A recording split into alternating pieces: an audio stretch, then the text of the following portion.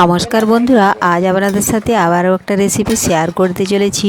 মজাদার চিকেনের রেসিপি। আপনারা প্রথম থেকে পুরো ভিডিওটা শেষ পর্যন্ত দেখতে থাকুন। চলুন তাহলে শুরু করি।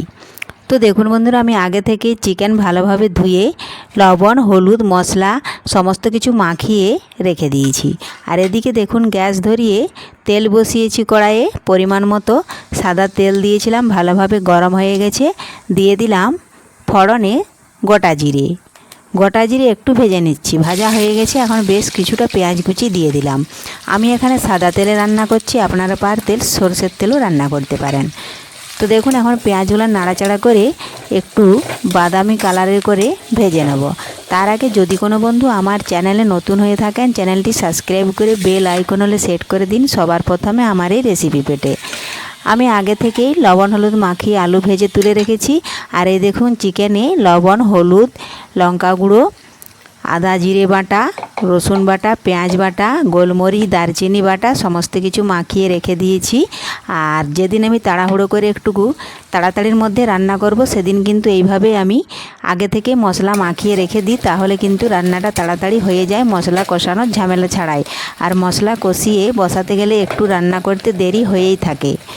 তো সেটা আপনারা কম বেশি সকলেই জেনে থাকবেন। দেখুন পেঁয়াজটা একটু লালচে হয়ে এসছে, আমি আর একটু কিছুক্ষণ ভেজে নেব। আর আজকে কিন্তু গ্যাস ভালোভাবে জ্বলছে না, গ্যাসের মুখটা কি হয়েছে জানি না, খুবই হালকাভাবে জ্বলছে। এই দেখুন এই আঁচেই কিন্তু আমাকে রান্নাটা করতে হবে, কারণ ভাত হয়েছে মাটির উনুনে। আর ভাত নামিয়ে মাটির উনুনে রান্না করতাম, তো আজকে একটু বাইরে যাওয়ার ছিল, এই জন্যই বলি গ্যাসে রান্না করব, তাড়াতাড়ি হয়ে যাবে। কিন্তু গ্যাসটা কিন্তু জ্বলছেই না ভালোভাবে, দেরি হবে।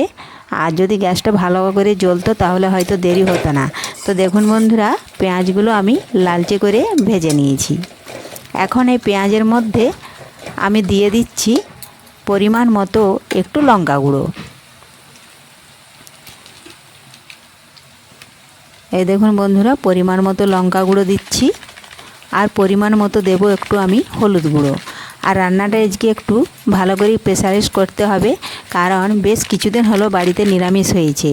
সোমবার, শ্রাবণ মাসের দ্বিতীয় সোমবার গেছে, সেদিন কিন্তু নিরামিষ হয়েছে। আর মঙ্গলবার দিন নিরামিষ হয় বাড়িতে। বুধবার পূর্ণিমা হয়েছে, গুরু পূর্ণিমা, সেদিনও হয়েছে নিরামিষ। তারপরে কালকে গেছে বৃহস্পতিবার, সেদিনও নিরামিষ।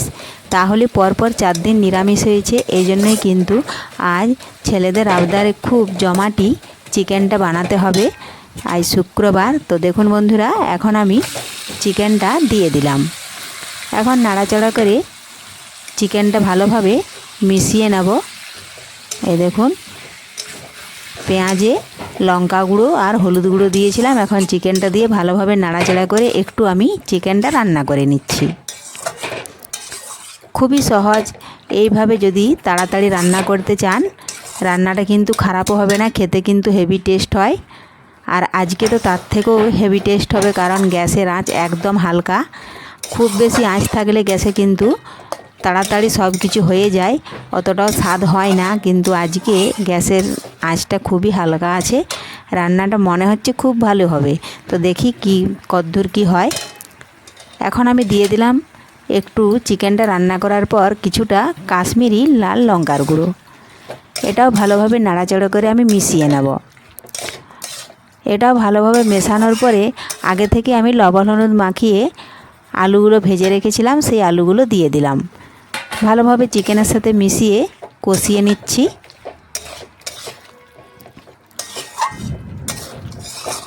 খুবই সহজ, আপনারাও বাড়িতে যেদিন কোথাও যাওয়ার থাকে তাড়াতাড়ি, তাহলে আপনারাও গ্যাসে এইভাবে হালকা আঁচে চিকেন রান্না করে নিতে পারবেন খুব সহজেই। তবে আগে থেকেই চিকেনের মধ্যে সমস্ত কিছু মশলা মাখিয়ে নিতে হবে। দেখুন চিকেন আলুর সাথে রান্না হয়ে গেছে।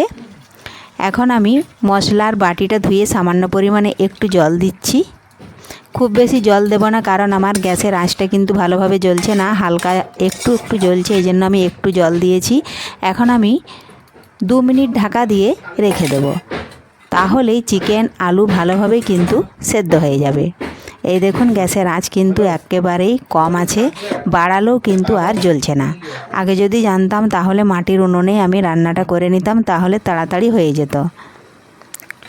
আর এই দেখুন ব্যাংকে যেতাম, ব্যাংকে আমার বই শেষ হয়ে গেছে, আর 12টার আগে বই জমা না দিলে কিন্তু নতুন বই দেবে না। তো মনে হচ্ছে আজকে আর যাওয়া হবে না, কারণ গ্যাসটা ভালো জ্বলছে না। রান্নাটা তো ভালোভাবে করতে হবে, কারণ 4 দিন ধরে নিরামিষ হয়েছে। যবথব তাড়াহুড়ো করে রান্না করে দিলে তো আর হবে না। তো যাই হোক, আজকে চিকেন রান্নাই হোক, বইটা না হয় আবার অন্য দিন যাওয়া হবে।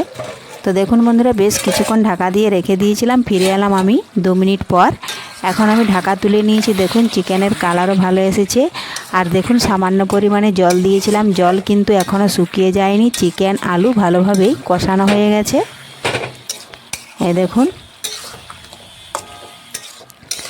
আপনারা যদি কেউ চিকেন কষা খেতে চান তাহলে চিকেনটা এইখানেই কিন্তু নামিয়ে নেবেন। দেখুন চিকেন ভালোভাবেই কষা হয়ে গেছে। আর আজকে আমি চিকেন কষা বানাবো না, কারণ চিকেনের একটু মাখা মাখা ঝোল বানাবো, কারণ আমি যেহেতু ডাল করি না, এই জন্য এখন আমি পরিমাণ মতো কিছুটা জল দিয়ে দেব।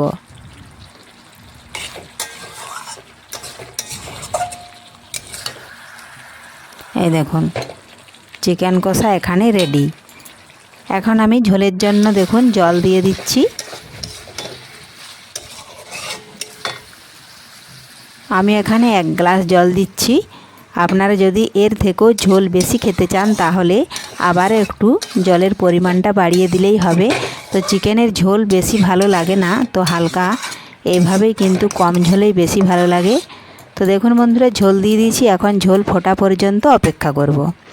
আর এই দেখুন বলতে বলতেই কিন্তু ঝোল ফুটে গেছে। তৈরি হয়ে গেল খুব সহজেই চিকেনের ঝোল রেসিপি। আজকের এই রেসিপি বন্ধুদের ভালো লেগে থাকলে কমেন্ট করতে অবশ্যই ভুলবেন না। পুরো ভিডিওটা ভালো লাগলে লাইক, শেয়ার, সাবস্ক্রাইব করবেন।